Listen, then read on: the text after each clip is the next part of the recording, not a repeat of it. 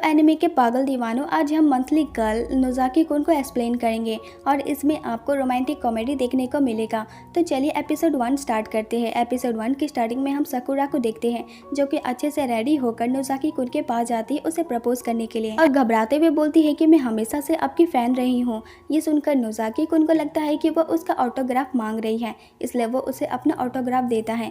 ये देखकर साकुरा को बहुत अजीब लगता है और वो मन में बोलती है कि मैं 16 साल की हूँ और मैंने एक लड़के को डेट पर चलने को बोला और उसने मुझे जवाब देने की जगह अपना ऑटोग्राफ दे दिया। तभी साकुरा को एहसास होता है कि उसने नोज़ाकी कुन को प्रपोज करने की जगह उससे कहा कि वो उसकी फ़ैन है। तो साकुरा बोलती है कि मेरे कहने का मतलब वो नहीं था, मैं हमेशा तुम्हारे साथ रहना चाहती हूँ।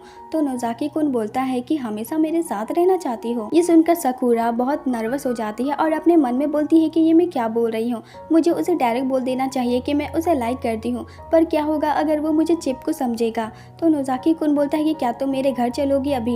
ये सुनकर साकुरा बोलती है कि ये तो बहुत इजी था। फिर नोज़ाकी कुन साकुरा को अपने घर लेके जाता है और बोलता है कि बहुत टाइम से मेरे घर में कोई नहीं आया है। ये सुनकर साकुरा मन में सोचती है कि क्या यह हमेशा अपने घर में लड़कियों को लाता है। फिर साकुरा नोज़ाकी कुन का घर देखने लगती है और बोलती है कि देखा जाए तो मैं पहली बार किसी लड़के के घर आई हूँ। तभी साकुरा को एहसास होता है कि उसने कितनी बड़ी गलती कर दी। वो सिर्फ नोज़ाकी कुन के पीछे पीछे उसके घर आ गई, वो भी बिना कुछ सोचे समझे, जबकि उसके साथ कुछ भी हो सकता है। इसलिए साकुरा घर जाने के बारे में सोचती है, पर फिर वो सोचती है कि बाकी लड़कियां इन सब चीज़ों के लिए रेडी रहती हैं, पर मैं इसके लिए रेडी नहीं हूँ। तो साकुरा नोज़ाकी कुन को बोलती है कि मैं अपना बेस्ट करने की पूरी कोशिश करूंगी। फिर नेक्स्ट सीन में हम देखते हैं कि साकुरा ने जो कुछ भी सोचा था वैसा कुछ नहीं होता है। असल में नोज़ाकी कुन उसे अपने घर लेके आया उसकी मांगा ड्राइंग में हेल्प करने के लिए, लेकिन साकुरा को ये बात पता नहीं होता है कि नोज़ाकी कुन असल में एक फेमस मांगा आर्टिस्ट है। फिर रात को जब साकुरा घर जा रही होती है तब नोज़ाकी कुन साकुरा को बताता है कि वो एक मांगा आर्टिस्ट है। ये सुनकर साकुरा बहुत हक्का बक्का हो जाती है। तो नोज़ाकी कुन बोलता है कि तुम 4 घंटे से यहाँ ड्राइंग कर रही थी और तुम्हें ये बात पता नहीं था कि मैं एक आर्टिस्ट हूँ। फिर नेक्स्ट सीन में हम देखते हैं कि साकुरा घर जा रही होती है और पूरे रास्ते नोज़ाकी कुन के ही बारे में सोच रही होती है। तभी उसे लगता है कि ऑटोग्राफ में जो नाम है उसने कहीं देखा है, तो वो उसे याद करने लगती है कि उसने कहाँ देखा है। तभी उसे याद आता है तो वो भागकर घर जाती है और एक मांगा निकाल कर चेक करती है और देखती है कि मांगा में जो नाम है वही ऑटोग्राफ में भी है। ये देखकर साकुरा को पता चलता है कि नोज़ाकी कुन एक फेमस मांगा आर्टिस्ट है। फिर नेक्स्ट डे हम देखते हैं कि साकुरा वो मांगा पढ़ रही होती है और बोलती है कि नोज़ाकी कुन लड़कियों की फीलिंग समझता है।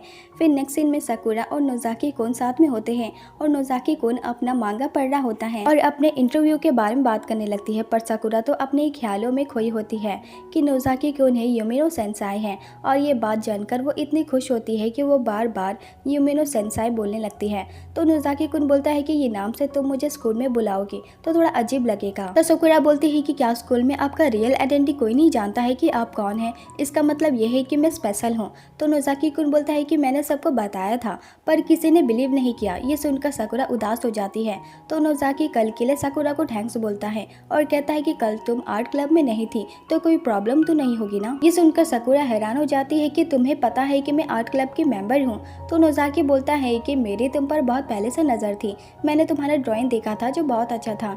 ये सुनकर साकुरा बहुत खुश हो जाती है। फिर नेक्स्ट सीन में वो दोनों घर पर होते हैं तो नोज़ाकी साकुरा को थैंक यू बोलता है क्योंकि उसकी वजह से उसका काम जल्दी हो गया। तो साकुरा बोलती है कि कुछ दिन पहले तुम स्कूल आए थे तो तुम्हें बहुत सारा बैंडेज लगा था, तो क्या वो सब मांगा की डेडलाइन की वजह से हुआ था? मुझे तो लगा था कि तुम एक ठग हो और तुम्हारी किसी से लड़ाई हुई है।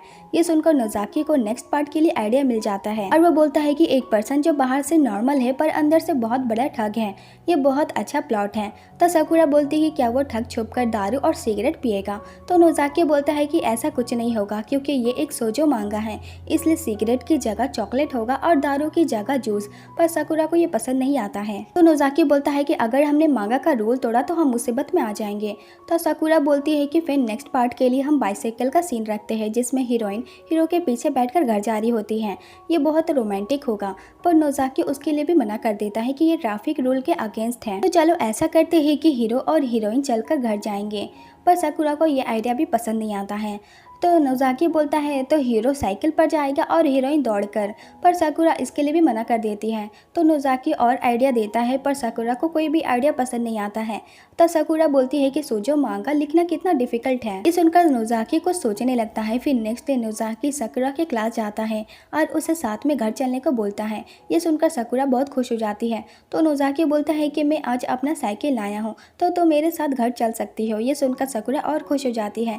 फिर वो दोनों पार्किंग एरिया जाने लगते हैं और साकुरा बहुत खुश होती है और ख्याली पुलाव पकाने लगती है कि वो साइकिल पर किस तरह से बैठेगी। पर उसका सपना चूर चूर हो जाता है जब उसे पता चलता है कि नोज़ाकी अपने साथ 4 व्हील बाइसिकल लाया है। फिर वो दोनों साइकिल पर घर जाने लगते हैं पर साकुरा को ये बहुत अजीब लगता है और उसे बहुत शर्म आ रही होती है क्योंकि रास्ते में हर कोई उन दोनों को ही देख रहे होते हैं। पर नोज़ाकी को इससे कोई फर्क नहीं पड़ता है क्योंकि वो तो अपने मांगा के लिए आइडिया लेने आया है। फिर घर जाकर नोज़ाकी मांगा बनाता है और साकुरा को दिखाता है पर साकुरा को वह पसंद नहीं आता है क्योंकि मांगा में हीरो 4 व्हील बाइसाइकिल लेकर आता है। इसमें बैठने के लिए सारी लड़कियां लड़ने लगती हैं जिससे हीरोइन हीरो पे गुस्सा होकर चली जाती है। तो साकुरा पूछती है कि इसका एंड कैसा होगा। तो नोज़ाकी बोलता है कि लास्ट में हीरो का बाइसाइकिल का सारा सीट चोरी हो जाता है। ये सुनकर साकुरा को बहुत अजीब लगता है कि ये कैसा एंडिंग है भला।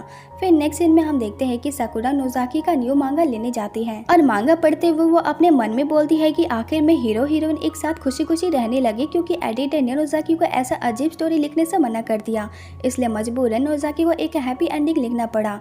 फिर नेक्स्ट डे हम देखते हैं कि स्कूल में 2 लड़की न्यू मांगा पढ़कर बहुत खुश हो रही होती है और खासकर बाइसिकल का सीन उन्हें सबसे ज़्यादा अच्छा लगता है। तो वो साकुरा से पूछती है कि उसे न्यू मांगा कैसा लगा।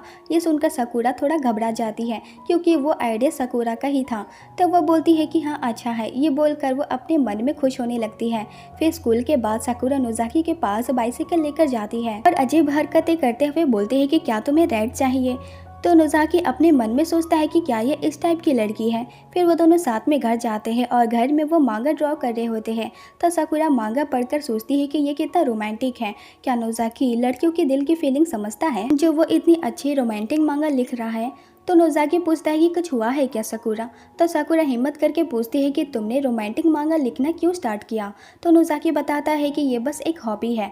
तो साकुरा बोलती है कि मैं कभी रोमांटिक मांगा नहीं लिख पाती हूँ, शायद हमारे लव के बारे में एक्सपीरियंस डिफरेंट है। तो नोज़ाकी बोलता है कि तुम्हें जल्दी करने की ज़रूरत नहीं है, मैंने तो अभी तक पहला प्यार का एक्सपीरियंस भी नहीं लिया है।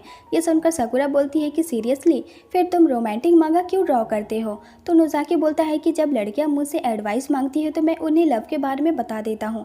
वैसे तुम किसी को लाइक करती हो क्या। ये सुनकर साकुरा उदास हो जाती है क्योंकि वो नोज़ाकी को पसंद करती है पर नोज़ाकी अपनी बुराई खुद ही कर रहा है। फिर साकुरा घर में होती है और परेशान होती है और बोलती है कि नोज़ाकी ने सही कहा, क्या मैं हमेशा बस उसकी फ्रेंड बनकर रहना चाहती हूँ।